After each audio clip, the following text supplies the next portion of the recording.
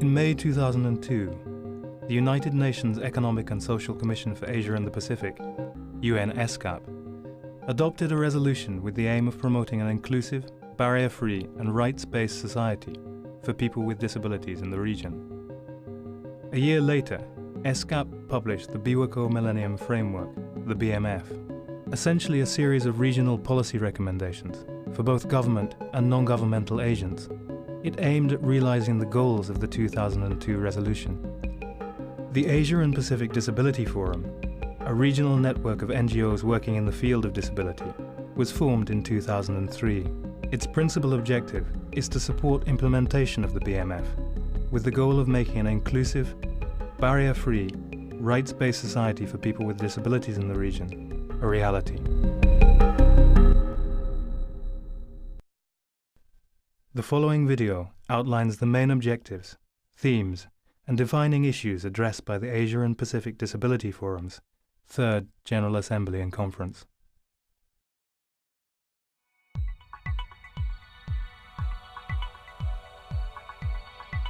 The Third General Assembly and Conference of the Asia and Pacific Disability Forum was held between the 27th and 29th of February 2008 in Dhaka, the capital city of the People's Republic of Bangladesh.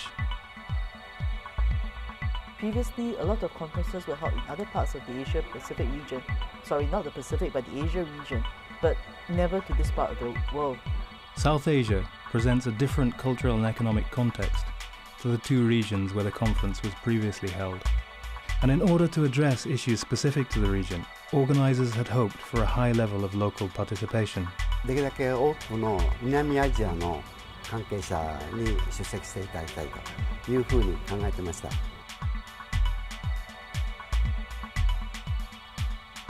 The conference took place in Dhaka's China-Bangladesh Friendship Conference Center and was attended by 456 participants from 26 countries.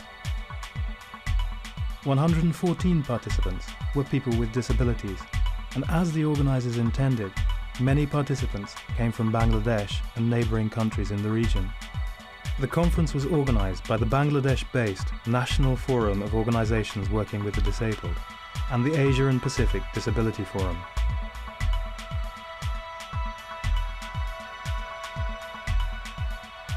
It was supported by the government of the People's Republic of Bangladesh, and the opening ceremony of the conference was attended and addressed by the government's chief advisor, Dr. Fakhruddin Ahmed. Reflecting issues particularly relevant to the region, the key themes of this year's conference were disability, development, and practical strategies designed to address these key themes. What then did organizers set out to achieve? KJ Alam is president of the Bangladesh-based National Forum of Organizations Working with the Disabled and was elected new chairperson of the APDF at this year's conference. This conference will basically come out with the practical direction and strategies so that people with disabilities can be mainstream. Alam's colleague Norman Khan of the Center for Disability and Development in Bangladesh explains the conference objectives from the perspective of NGOs working in South Asia. Many countries there are proceeding with many development interventions for the welfare and for the protections of rights of persons with disabilities. We thought that it's a very proper time to share the knowledge from many other contexts so that we can plan our programs in future, having knowledge from other experiences. Judy Wee came to Bangladesh with knowledge and experience gained in Singapore regarding the crucial issue of access for people with physical disabilities. What happened in Singapore, say 15-20 years ago, and how we brought about change in terms of the built environment could very well work here, because this is where they are now. And it's only with a barrier-free access that a person can then move on to realize the other things. Because if you talk about equal participation, if there's no access, how do you participate? If there's no access, how do you go to school? If there's no access, how do you then go for employment? So if you don't achieve access, the rest of the things will be even slower to come. Her hope was that knowledge gained from 2 decades of activism in Singapore could help accelerate change in a country like Bangladesh. What we learned a few years, shorten it down to maybe a couple of more years and not 15 or 20 years, and bring that information to say that it is possible. These are the steps you can take. Yet knowledge and experience was by no means only transferred from developed to developing countries. The conference enabled local NGOs, like the Bangladesh-based Centre for Disability and Development, to share their knowledge and experience with others working in the field of disability in the South Asian region.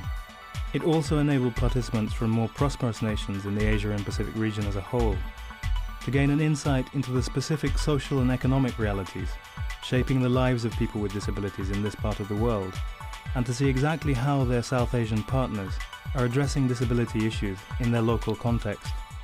CDD's main area of focus is training other NGOs how to address disability issues in Bangladesh. Development organizations, they did not have any capacity even to offer technical services, required services like physiotherapy, occupational therapy, speech therapy, and other required services for the disabled peoples. We have provided skills and knowledge to those people, those who are working with the development organizations. And those people then take the skills that they have learned back to the communities in which they work. With 64% of the population employed in the agricultural sector, most of those communities are located in rural areas, and as more than half the population has income levels below $1 per day, many people in those communities live beneath the poverty line. Anita Raman Lippi, CDD's Chief Training Coordinator, explains how the organisation addresses the problem of access to health services for children with disabilities living in Bangladesh's rural communities. Most of the rehab services are located in the urban areas, and the distance is tremendous, and also the mode of transportation is not that comfortable either, and also expensive. And for a village poor women, it is difficult for her to access those services in the urban areas. And that is the reason many disabled children don't receive any services. By training members of local communities to provide services otherwise only available in distant cities, CDD has developed a practical strategy to address this particular problem.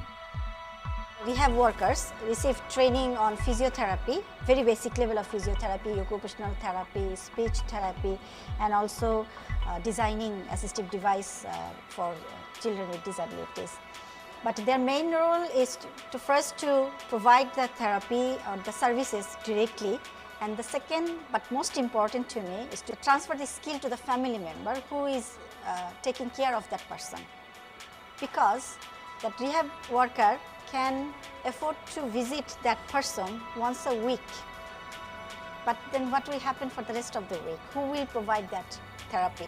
So with the goal of sharing knowledge and different experiences like this, accumulated by conference participants working to implement the BMF in their different national contexts, discussion was organised into 12 sub-themes that were discussed in 3 plenary and 12 concurrent sessions. The themes the conference focused on were as follows: the International Convention on the Rights of Persons with Disabilities, national policies and legislation on disability issues, the economic emancipation of persons with disabilities, education of persons with disabilities, women with disability, children with disability, prevention and early intervention, disaster preparedness and risk reduction, technologies including accessibility, psychosocial and invisible disability, sports, culture and recreation, and accessible tourism. Some themes, like prevention and early intervention for example, corresponded with priority areas outlined in the BMF. Other themes, like disaster preparedness and risk reduction, reflected specific local realities faced by people with disabilities in South Asia. In Bangladesh, this means cyclones, flooding, and other disasters that have been intensified by climate change and are central to consideration of both disability and development issues in the region.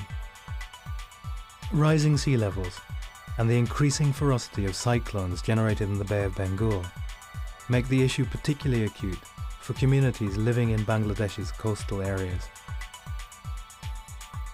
Areas like the Sundarbans, which at the time of the conference was still in recovery from the devastation caused by cyclonic storm Sida, are especially vulnerable. Another area of discussion that marked a departure from previous conferences and heavily influenced proceedings during the Third General Assembly as a whole was the 2006 UN Convention on the Rights of Persons with Disabilities. Implications of the Convention were the subject of the first plenary session. Professor Michael Stein of the Harvard Law School is also Executive Director of the Harvard Project on Disability. The United Nations Convention on the Rights of Persons with Disabilities is the first human rights treaty of the 21st century. It's important to people with disabilities because it's the first legal recognition of people with disabilities having an equal right to participate in all their societies. The Convention has also compounded a gradual shift from a welfare to a rights-based approach to disability issues. A disability rights perspective means that people with disabilities are entitled, by matter of right, to have autonomy, equality, and full participation in their societies, rather than their inclusion being a matter of goodwill or social trust. Among the participants at the Third General Assembly and Conference were two representatives of the World Bank. By their own admission, until recently the World Bank paid very little attention to the issue of disability. Susan Hirschberg, the World Bank's South Asia Regional Disability Coordinator, links the recent change in attitude to progress towards meeting Millennium Development Goals. As the women started coming into the mainstream, as schools started filling up, who were the ones who were really excluded? They were the ultra poor, the ultra disadvantaged, and people with disabilities were very much among them. And so we became more and more aware that unless you address issues of disability, you cannot reach the MDGs. Alleviation of poverty is both central to the Millennium Development Goals and the BMF. As such, the economic emancipation of people with disabilities was one of the major themes of the conference. KJ Alam describes the realities governing the economic life of many people with disabilities in Bangladesh. Disabled people don't have any money. Even many disabled people cannot earn even $1 a day because the employers are not ready to accept their people with disabilities. Disabled people don't have their education access. They don't have any vocational training. Even Bangladesh is a land of microcredit, no? But most of the microcredit providers, they don't give money to the disabled people because they don't believe that they can refund this money. Nicholas Kraft, Director of the Operations Human Development Department of the World Bank, approaches the issue from the perspective of an economist. There are extremely good economic reasons for tackling the issues of disability. This was particularly clear with regard to the broader development implications of exclusion of people with disabilities from the economic mainstream. If you take Bangladesh, which is where we are right now, as an example, there have been some estimates with some degree of reliability that not including disabled people in economic activities causes a decline of GDP of about 1.7%. That's very significant. That's about as much as many countries spend on their entire education program.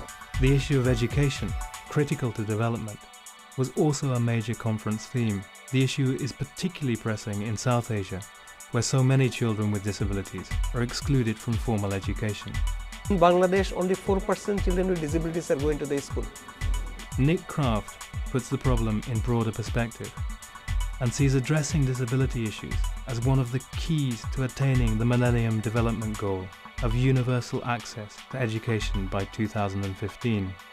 Worldwide, there are something like 70 to 77 million children of school-going age who are out of school right now. Now, of that 77 million, and this is not a statistic that is really firm basis, but there is evidence that something like 30% of the children who are out of school because either they are disabled or they themselves are looking after parents or adults who are disabled. So if you don't tackle the issue of disability or the issue of social protection to provide means whereby somebody else can look after the parents, you will not be able to close the gap and bring these 77 million children into school.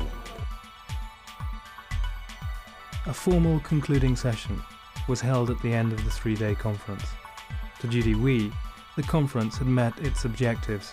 We've met a lot of new faces.